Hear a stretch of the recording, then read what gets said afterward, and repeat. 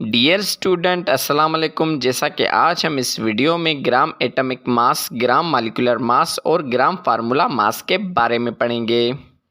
सबसे पहले gram atomic mass.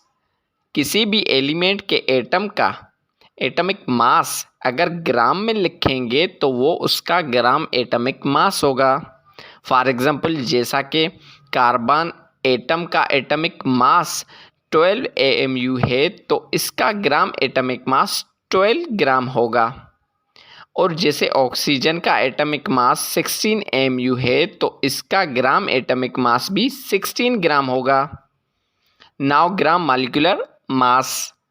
जब किसी भी मॉलिक्यूल का मॉलिक्यूलर मास अगर ग्राम में लिखा जाए तो वो उसका ग्राम मॉलिक्यूलर मास होगा। फॉर एग्जांपल जैसा कि H2O का मॉलिक्यूलर मास 18 AMU है तो इसका ग्राम मॉलिक्यूलर मास भी 18 ग्राम होगा।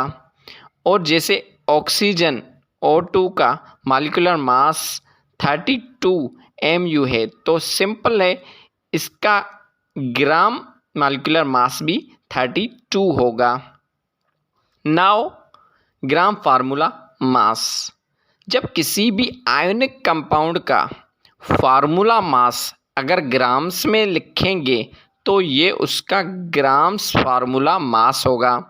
फॉर एग्जांपल जैसा कि सोडियम क्लोराइड NaCl का फार्मूला मास 58.5 AMU है तो इसका ग्राम फार्मूला मास भी 58.5 ही होगा।